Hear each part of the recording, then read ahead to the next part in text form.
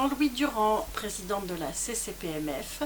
Vous allez nous parler de la redevance incitative. Jusqu'à maintenant, depuis le 1er janvier 2018, nous avons donc rétabli la taxe d'enlèvement des ordures ménagères avec un taux à 16,80 qui, pour certains de nos habitants, ont fait monter la facture de 40% sur leur foncier bâti. Alors, il s'agit de quelque chose de très important et notamment avec un coût assez élevé puisque aujourd'hui la taxe d'ordures ménagères est basée essentiellement sur la valeur locative des biens. Ce qui a pour conséquence, si on prend un exemple, conséquence d'avoir une mamie qui habite une grande maison de 150 mètres carrés et qui est toute seule, parce que les enfants sont partis, parce qu'elle est veuve, etc., de payer plus cher qu'une famille avec 2, 3 ou plus d'enfants qui habitent une maison de 100 mètres carrés. Et donc, le premier objectif, c'est de rétablir cette forme d'injustice qui consiste à dire pollueur-payeur, donc celui qui produit paye plus cher que celui qui produit moins. Le deuxième objectif de la redevance incitative, c'est évidemment de réduire la production des déchets et de favoriser le tri sélectif qui permet ensuite de recycler tout ce qui est bien trié. Bon, à partir de là, le conseil communautaire, parce que c'est bien du conseil communautaire dont il s'agit, je ne suis que l'exécutant de ce que décide le conseil communautaire, a décidé de réfléchir pour essayer de baisser et de réduire surtout la facture de traitement des déchets. Et c'est comme ça que nous avons opté pour la redevance incitative. Alors les déchets qui sont traités par le SMITOM. Alors aujourd'hui, c'est la communauté de communes qui a la compétence déchets. La collecte est assurée par la communauté de communes et le traitement par le SMITOM qui fait son office et qui ensuite nous envoie les factures en fonction des tonnages présentés. Bon, alors, donc ça veut dire que concrètement, les habitants vont pouvoir trier encore plus leurs déchets et voir le résultat du tri sur leur facture. Oui, alors, sur la redevance incitative, déjà on va commencer par changer l'ensemble des bacs, hein, parce qu'aujourd'hui on veut que les gens trient, mais encore faut-il qu'ils aient les moyens et les volumes nécessaires pour pouvoir mieux trier, plus trier.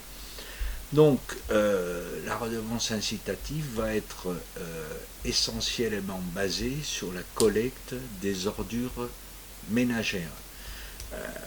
Le tri sélectif, les déchets verts, le verre, les encombrants et tout ça seront pris en charge par la part fixe qui constitue l'abonnement. C'est un peu comme l'abonnement téléphonique ou EDF ou O, il y a un abonnement et puis ensuite il y a ce qu'on consomme. Là c'est un petit peu différent. C'est-à-dire que dans une année, il y a 52 semaines. Les 18 premières levées seront inclus dans le forfait et à partir de la 19e, les habitants commenceront à payer ce qu'ils consomment en plus. C'est le même système que pour les déchetteries individuelles.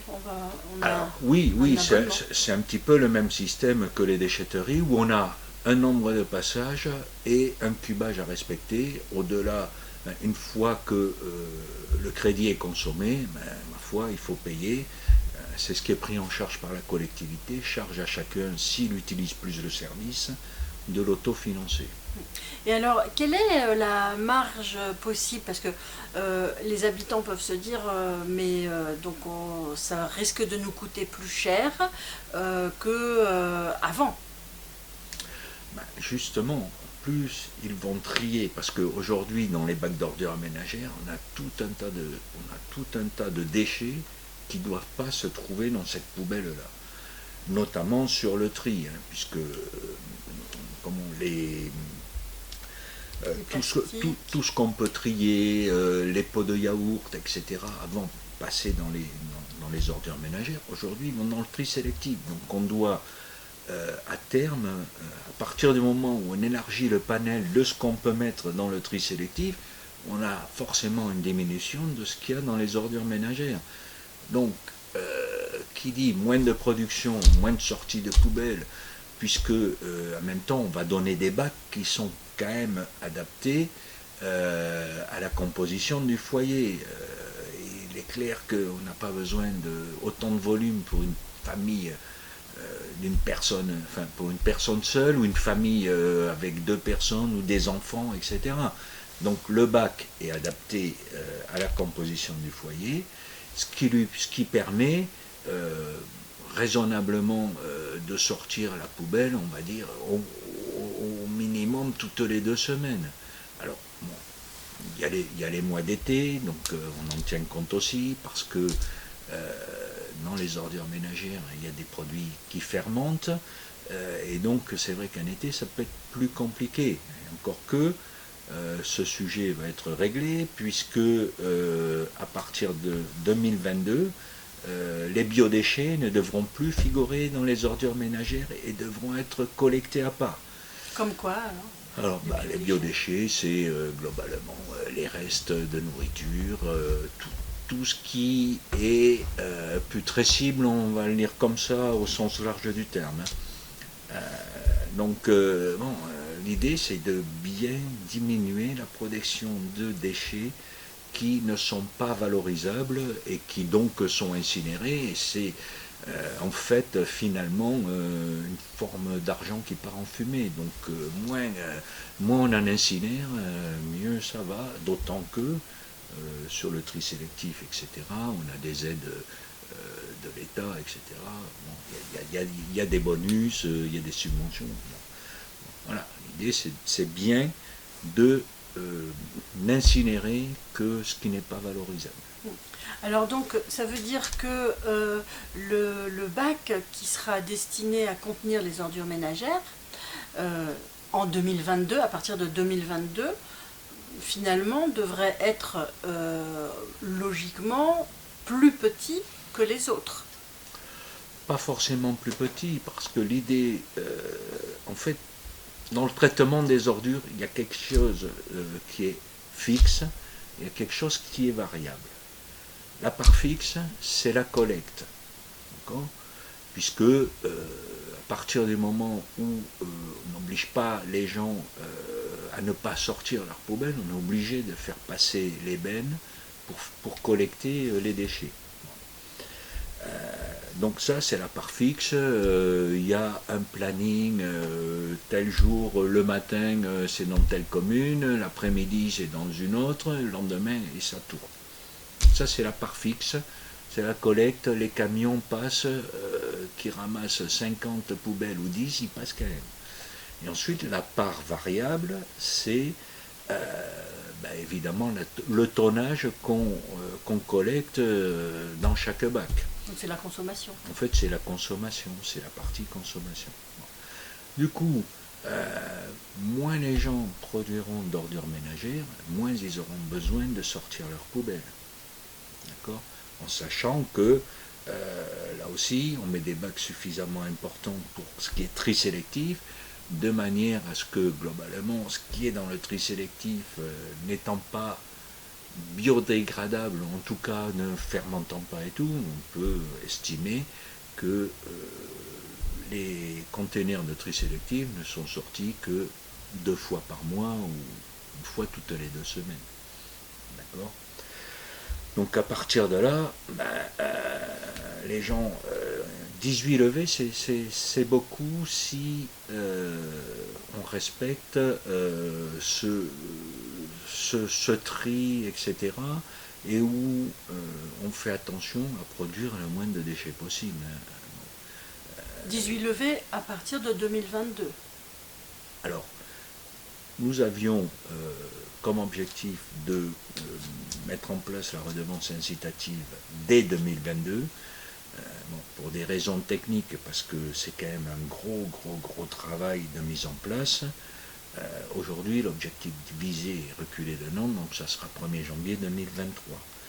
En sachant que à partir de maintenant, début mars, et jusqu'au 1er janvier 2023, il y a quand même tout un tas d'actions à mener. La première, c'est de faire tout le tour de toutes les habitations, de tout le territoire de la communauté de communes, pour connaître la composition des foyers et donner les bacs qui conviennent à chaque adresse, à chaque habitation. Donc qu'est-ce que c'est qui va changer? C'est tous les bacs qui vont être changés? Alors nous changeons aujourd'hui tous les bacs, puisque déjà à partir du moment où on adapte le bac à la composition du foyer, aujourd'hui globalement on a des petits et des moyens et des bacs moyens. Bon, là on va vraiment s'approcher au plus près du besoin de chaque foyer en fonction de sa composition. Ça va se passer entre le mois de mars, début mars, jusqu'à peu près fin juin, 15 juillet. De cette année? De cette année, 2021. À partir de là, et donc, parallèlement à la distribution des bacs, on va constituer le fichier qui va nous permettre de pouvoir commencer à préparer la facturation. Alors c'est des agents enquêteurs qui viendront dans les maisons, dans les foyers?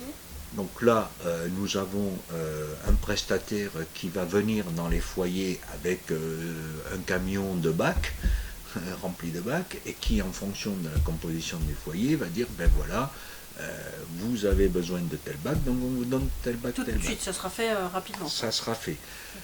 La nouveauté, c'est que jusqu'à maintenant, nous avions les déchets verts qui étaient collectés en sac.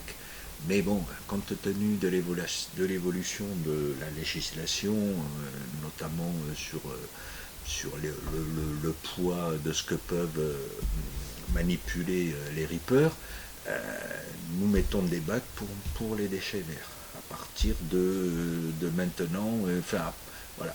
Donc il y aura un bac pour les déchets verts. Un bac pour les ordures ménagères, un bac pour le tri sélectif et un bac pour les déchets verts.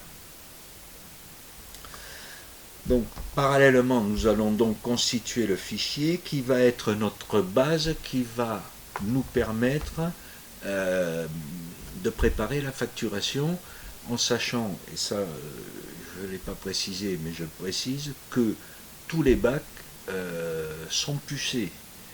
Et donc, à chaque fois que la benne lève la poubelle, le bac d'ordures ménagères, il y a une lecture de la puce qui permet de rattacher la levée à l'adresse où a été distribué le bac. Donc on peut comptabiliser les passages, le nombre de levées. De levées, voilà. Alors bon, on aurait pu partir sur la pesée, mais aujourd'hui les systèmes existants sont assez peu fiables, donc on s'en est tenu à la levée, ce qui est quand même beaucoup plus simple à gérer. Donc, parallèlement à la distribution des bacs, on va commencer à préparer tout ce qu'il nous faut pour assurer la facturation. À partir du début de l'été, on va dire ça comme ça, on va aussi, à partir du moment où les bacs seront distribués à tout le monde, on va pouvoir commencer à faire nos tests sur les collectes avec les nouvelles fréquences, etc. C'est que les premiers bacs qui vont être distribués, de toute façon, seront quand même pucés. Oui, mais les levées ne seront pas comptabilisées tout de suite. Non, on continue. Du coup, puisque la redevance incitative n'est mise en place qu'au 1er janvier 2023, tous les habitants continueront en 2021 et 2022 à payer le traitement des ordures ménagères à travers la TOM, donc la taxe d'enlèvement des ordures ménagères, comme ça s'est fait jusqu'à maintenant. Donc à partir du moment où tous les bacs seront distribués, à partir du moment où notre fichier sera prêt, etc., on va pouvoir mettre en place le nouveau service de collecte, et c'est d'ailleurs à partir de là que démarre notre nouveau contrat qu'on vient de signer fin 2020. Et tout ça mis en place, on va pouvoir commencer, et du coup l'année 2022 va nous servir de test, on va commencer à faire de la facturation à blanc pour que les habitants déjà vérifient qu'il n'y a pas d'erreur sur leur bac, sur leur nombre de levées, etc. Et que de notre côté aussi, on puisse regarder qu'il n'y a pas de bug sur la facturation. À blanc, ça veut dire que les habitants vont recevoir une facture? C'est-à-dire qu'aujourd'hui, la taxe d'ordure ménagère, c'est sur la feuille d'impôt foncier bâti, il y a une ligne, point. Là, globalement, on envisage de faire 2 facturations par an. Alors, je n'ai pas encore tout à fait le détail de ce qui sera encore sur les factures, mais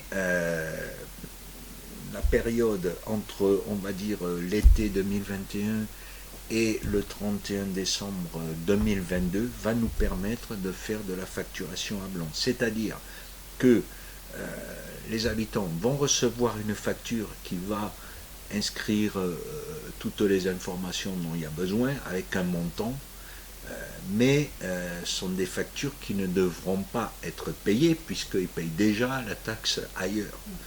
Et ça sera inscrit sur la facture, montant à ne pas régler ou Oui, mais de toute façon, bon, ça sera sûrement écrit, mais en même temps, on communiquera, etc. Donc finalement, cette année et demie, on va dire ça comme ça, va nous permettre de voir, d'abord de corriger les erreurs, de corriger les bugs, d'être en contact avec les habitants. On a prévu de communiquer, de faire des réunions publiques, et puis peut-être, je sais pas moi, de demander aux communes de désigner un référent auprès de qui les gens pourraient prendre contact pour que ça nous remonte.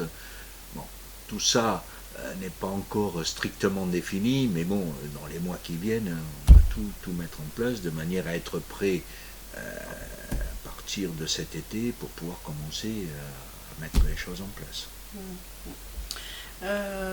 Donc finalement, il n'y a que des... Est-ce que les habitants peuvent y voir des inconvénients ou alors, il peut y avoir... j'ai pas précisé parce que c'est vrai aussi que bon, il y avait les 2 objectifs, gommer l'inégalité de j'ai un logement avec une valeur locative plus grande, je paye plus cher qu'une famille, bon. Il y a diminuer la production de déchets, mais surtout nous allons subir une augmentation de la TGAP, taxe générale sur les activités polluantes, qui, si on ne fait rien, devrait augmenter la facture d'au moins 2%. Ça veut dire qu'aujourd'hui on est à 16,80, si on ne faisait rien, notre taxe d'ordure ménagère passerait à 18,8. Voire plus parce que il y a de plus en plus de contraintes sur les déchets, et qui dit contrainte dit coûts supplémentaires, et coûts supplémentaires à répercuter sur les habitants, parce que en fait le traitement des ordures ménagères, on dit TOM, mais en fait c'est juste le paiement du service par celui qui l'utilise.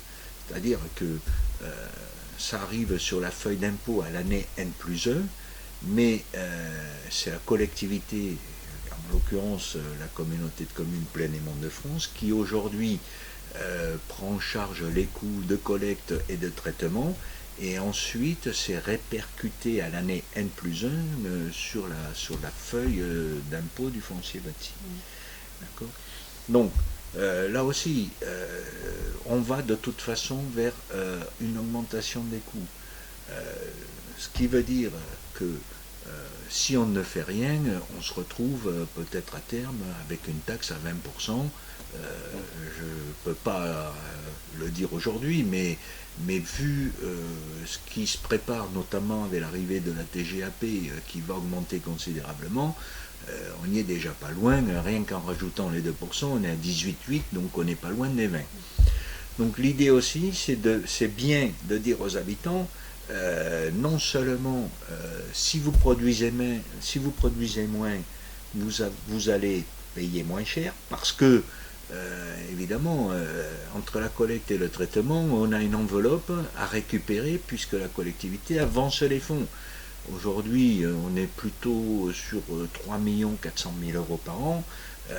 L'idée, c'est d'essayer de faire baisser le coût et au moins de rester au même niveau avec les augmentations à venir. C'est-à-dire que peut-être qu'on ne paiera pas moins cher à terme, mais en tout cas, on ne paiera pas plus cher. Ce qui est aussi une forme d'économie. Bien sûr. 3 400 000, c'est pour payer le matériel et les prestataires. Non, 3 400 000 euros, c'est le coût de la collecte, donc de la circulation des bennes à ordures, etc., et le coût de ce qu'on envoie au SMITO et du traitement qu'en fait le SMITO. D'accord. C'est un procédé novateur, la redevance incitative. Alors, ce qui est sûr, c'est que nous sommes les premiers en Seine-et-Marne et peut-être même les premiers en Île-de-France. Donc, ou les deuxièmes, bon, mais en tout cas... C'est pas très courant encore. Non, c'est pas très courant. Pourquoi alors que c'est valorisant pour tout le monde, autant pour l'Interco que pour les habitants, du coup c'est intéressant financièrement. Alors oui, c'est intéressant, mais en fait il y a deux choses. C'est que aujourd'hui finalement l'habitant il a une ligne sur sa feuille d'impôt, il sort ses bacs, il les sort pas, il a une ligne sur sa feuille d'impôt. Là on est quand même dans quelque chose qui implique un peu plus les habitants. Donc il y a, quand je dis on va communiquer, il y a quand même un vrai travail de formation pour emmener les habitants à adhérer au sujet. Et puis, qui sont déjà habitués au tri sélectif quand même. Oui, mais lorsque on regarde les chiffres, on s'aperçoit que même si on figure déjà parmi les bons élèves, il y a encore un peu de marge de progression. Et quand je dis un peu, c'est un doux euphémisme, il y a une vraie marge de progression, notamment sur le tri du verre, etc. Puisque là, nous sommes largement en dessous des ratios départementaux, régionaux et nationaux. Donc il y a un vrai travail pédagogique à faire auprès des habitants. Au niveau du tri, c'est-à-dire que les habitants de la CCPMF trient moins que les... Non, au niveau du tri, on est des bons, voire des très bons élèves. Mais si je prends par exemple l'exemple des verres, on est en dessous de ce qu'on globalement on devrait attendre. Au niveau des tonnages, on est en dessous.